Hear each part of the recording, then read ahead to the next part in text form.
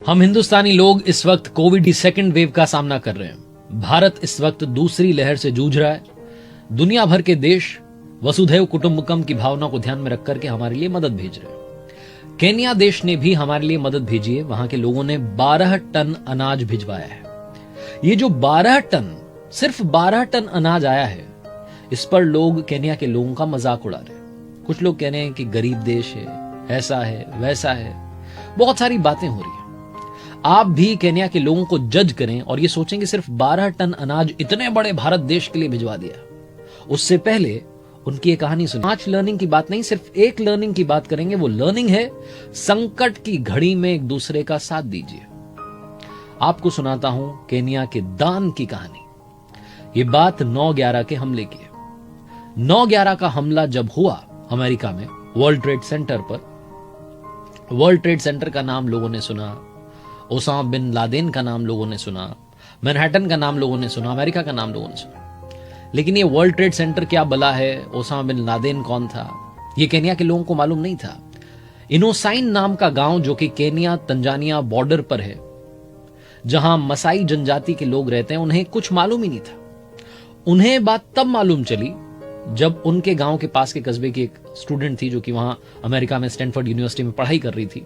जब वो अपने गांव आई तो उसने वहां के लोगों को बताया कि वहां पर इतना बड़ा हमला हुआ है, एक बड़ी ऊंची बिल्डिंग में प्लेन घुसा दिया गया। आतंकवादियों ने बहुत ही खतरनाक हमला किया है, बहुत लोगों की जानें गई हैं। ये दर्दनाक वाकया जब वहां के लोगों ने सुना तो पहले तो उन्हें विश्वास नहीं हुआ कि इतनी ऊंची बिल्डिंग हो सकती है। मसाई जनजाति के लोग, भोले भाले लोग, इनोसाइन नाम के गांव के लोग, जिन्होंने अपनी जिंदगी में सबसे ऊंची चीज सिर्फ जिराफ देखी थी, उन्हें मालूम नहीं था कि इतनी बड़ी बड़ी इमारतें होती हैं जिन पर से कूद जाए तो किसी की जान चली जाए। तो उनके लिए अनबिलीवेबल बात थी।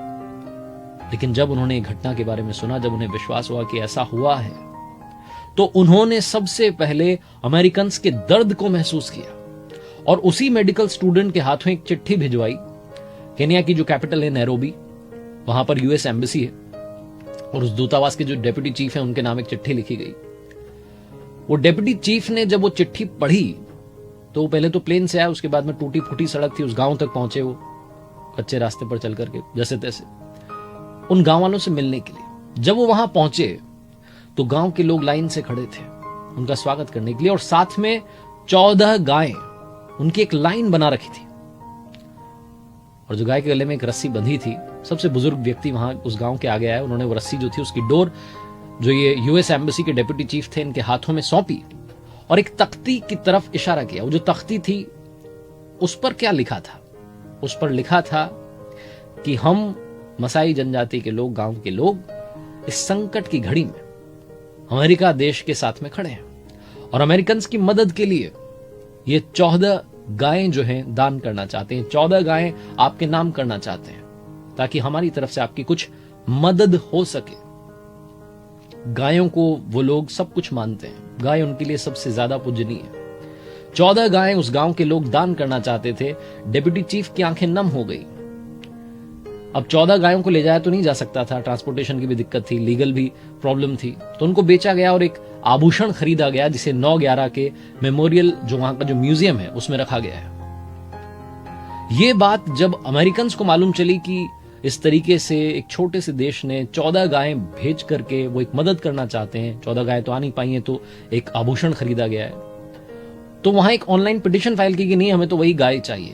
अमेरिकन ने दिल से धन्यवाद किया इनोसाइन गांव के लोगों का, केन्या के लोगों का, जिन्होंने 14 गायें भेजने का वादा किया था, जो चाहते थे कि जितनी मदद हो पाए उतनी मदद करें।